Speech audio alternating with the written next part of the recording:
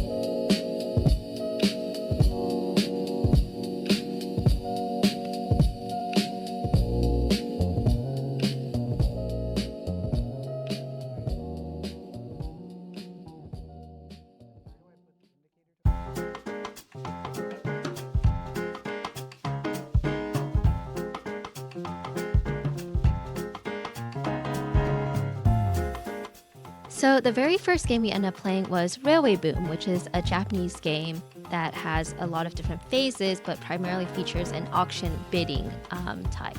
So on the left, you can see like the little auction track and our victory points. And it also shows all the different phases at the bottom, so you don't have to keep referring to a rule book. Over here, you can see that there's a little bit of engine building for something that's called the operation phase, where you have a locomotive, and when you activate it, you get different resources.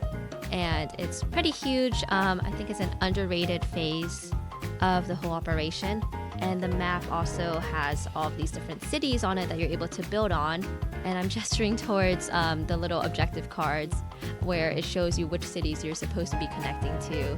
But ultimately, it is up to a little bit of RNG because during the building phase, you draw cards of which cities you're supposed to build on. And on the bottom of the board over here, you can see the other objective cards where it's like build on every single biome or collect all the purple cards, which are development cards. And the rule book was a little confusing, to be honest. I think that it could have been, a few things could have been explained a little better. So we were a little bit slow to get running with this game. I think it took us around 3 to 4 hours because we relied only on the rule book, and we didn't end up watching a video, which is something we ended up doing for the rest of the convention. Yeah, on the left side, it shows the income that you get each round, and on the right is how many of each resource you have. So there's a lot of chain reacting where, oh, I activate this because I just hit this income and it gives me an extra little resource over here that I can use, or it just gives me extra victory points. And some of the development cards, the purple cards, also give you extra things whenever you activate something. But overall, we really like this game. I think it was one of our longer ones, and I would rate it like a solid 7, maybe 6.5. Okay, bye. So the second game we ended up playing was a 2-person game because our other friend left us. So it was just me and my buddy Brayden, and it was Flamecraft Duels by Cardboard Alchemy, and I love Cardboard Alchemy. Their deluxe games are so incredible. I own Andromeda's Edge Deluxe, and I really like how they always put in a lot of thought and they try to reference all their other games. Like, for example, in Andromeda's, there's a little clan that is referenced from Flamecraft. But anyways, this game is a tile placement where you kind of draw from the bag, and there's a bunch of little dragons, and it's the same dragons from the original Flamecraft, which is pretty cool. And each of the dragons have different abilities, and you want to place them in a certain way because on those little sheets that you see in front of my friend and I, there are different patterns that we have to copy in order to get points. And we don't have any way of seeing what the other patterns are, so it's a lot of like, oh, I'm going to just end up doing this, and I don't know what you have, and that may end up benefiting you. But I thought it was really nice that they have the same dragons, the same art. It makes it easy to remember what they're called, like the meat dragon and then the gem and potion dragon. And this one was very simple to learn and play. It didn't take like a lot of, it had a good amount of complexity where you could play it without thinking, 2 moves ahead, but also there's still a little bit of thinking of where do you want to put this tile to maybe mess up what your opponent may be trying to go for. And it was also a very quick play. Our friend left to go play Let's Go to Japan with another group, and I think we were able to finish around the same time, which was about like 30-ish minutes, which is pretty nice. I do enjoy how these 2-player games are very quick to get on and set up, especially this one. It was so cute. I loved how the box it came in functioned as the game board itself. It's very compact and easy to transport as well, which is such a plus when it comes to these type of games. I know that Flamecraft Duels was quite popular, so I was happy to finally get the chance to play it. And yeah, we enjoyed it. I think I would rate this one about like a 7 out of 10. I thought that it was very easy to bring to the table. I know I'm always looking for games to play with my mom, and I think this one will be like an easy one for her to fully understand. But yeah, that was Flamecraft Duels.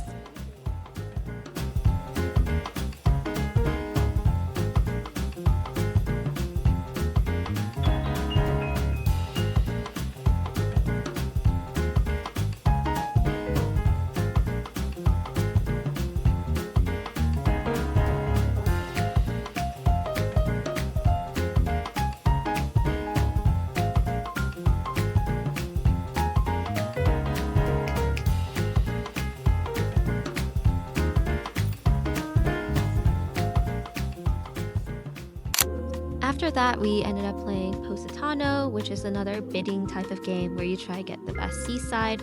I thought this one was very cute. Everyone gets the same deck, so it's kind of easy to know their hand. And then we also played Tornado Splash, which was kind of a dexterity one where there's a lot of really cute racers, and they have different specs for their cars and the riders, and then you draft cards and you place them in order to make their little racetrack. Thought it was very cute.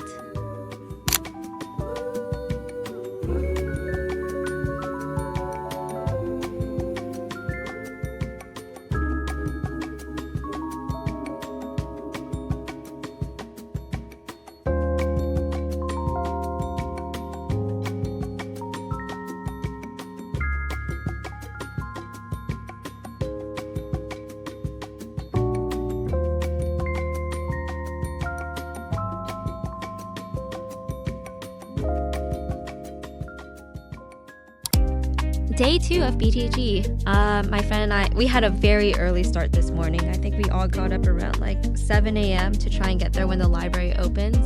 And I slept like 5 hours because it was storming and hailing the night before, which was terrible. But as you can see from the scene, we got Haraz coffee, which is a Yemeni place that has this lovely chai tea. They give it to you and it's like boiling hot, but it really energizes you.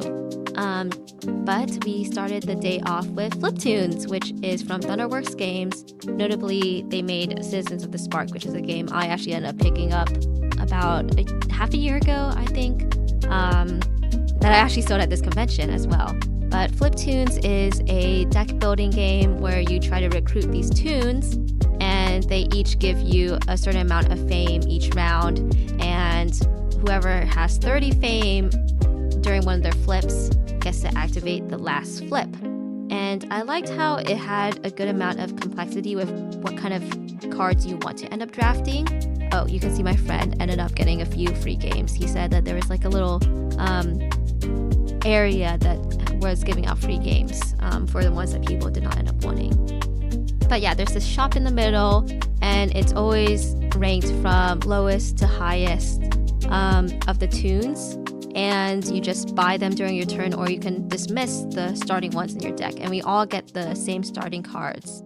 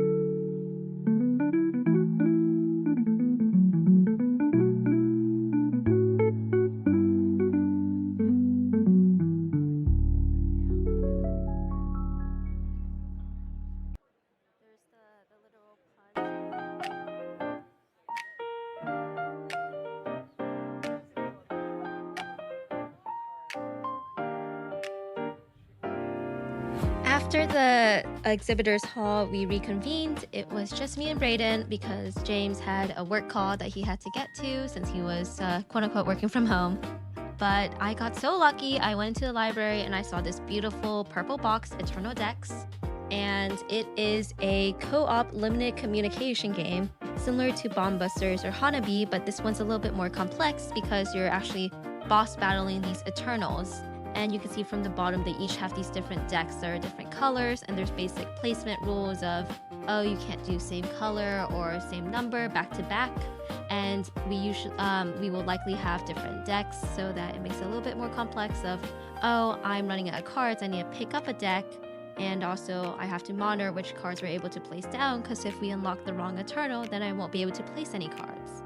I thought this game was so fun. We got really lucky and someone came up and taught us the game, which made it a lot easier since we barely had to reference the rulebook actually, which was a pleasant surprise. I think this was playable at 2 players because we both got 2 decks, but it was definitely way more fun when James came back and we were able to play with 3. I'm definitely going to Kickstarter this. I think there's going to be a pre-order that comes out soon since we missed the first Kickstarter. But yeah, super excited. This game was such a fun play, honestly. I think it was all around agreed upon to be the best game of the convention that we got our hands on. So I would rate it like a 9.5 out of 10.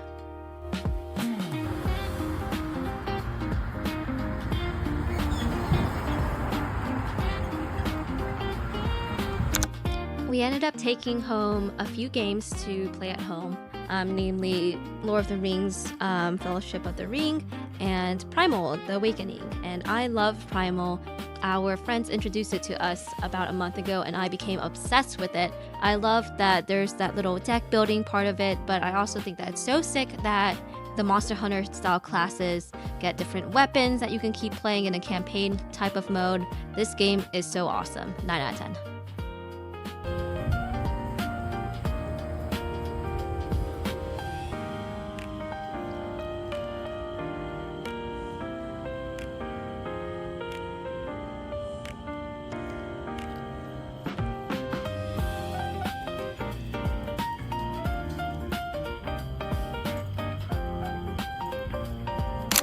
Day 3 of BGG, another day of having literally 0 sleep because of the rain.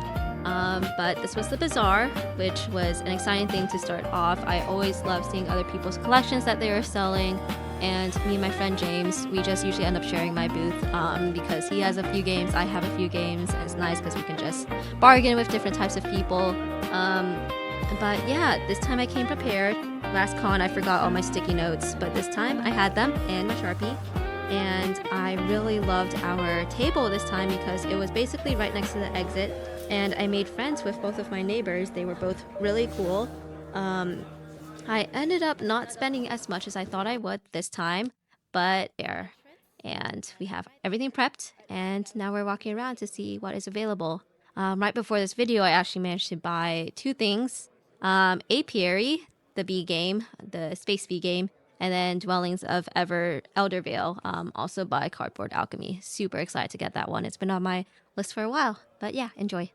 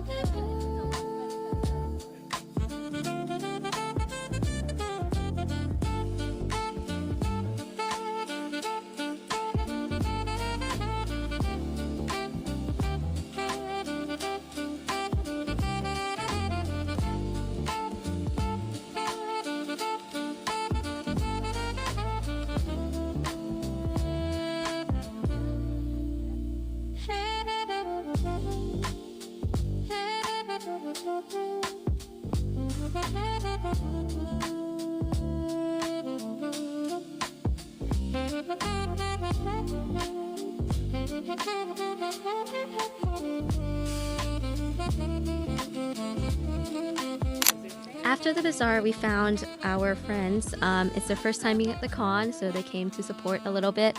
And we played a 6-player game finally, going from 3 players to 6. And the very first game we picked up was Trio, which is a card game where you try to find 3 of a kind, and there's numbers 1 to 12. Really fun. And then right after that, we did Things and Rings, which is made by the same creators as River Valley Glassworks and upcoming River Valley Jewelwork. I had fun with this one. Honestly, it was a little bit chaotic, depending. It's like code names, but just harder, honestly.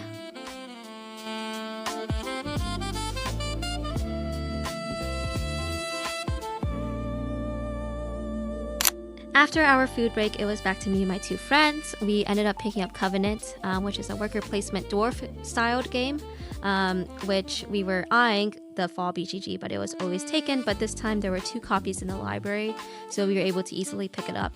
I ended up not liking this game as much. I would say it was my least favorite game of the convention, mainly because it took around 5 hours for us to play. I thought the rule book was...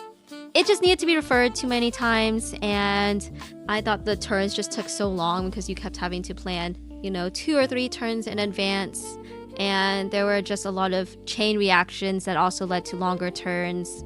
But I know a lot of people went up to us and said they liked the game, so I just think it went back to player preference. We played a little bit of Rebirth, which is an area control game. Thought it was pretty good. And then Magical Athlete afterwards. A lot of people compare it to Hot Streak, but I find that Magical Athlete was way more chaotic and entertaining for the group. We then picked up Skyrise, which is made by Roxley Games, and their components are always so beautiful. I have their poker chips, and Brass Birmingham has been on my list. But this deluxe version was absolutely gorgeous. You're playing as architectures who are trying to build cities in the sky. And you can see here that the components are so beautiful. Even the cards have a little glimmer of gold, so that they dazzle a little bit whenever you move them back and forth. These buildings right here all have numbers that are on the bottom. And the way it works is that you all compete with different numbers to try and build these buildings in the neighborhoods, and eventually someone is going to place all their buildings and they'll get an extra few bonus points. I thought this was a very unique type of bidding game. A 6 out of 10.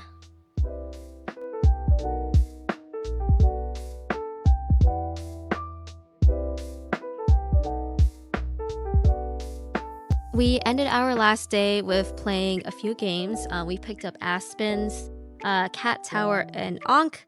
Unfortunately, whenever we were pulling out Ankh, we realized that half of the pieces were missing.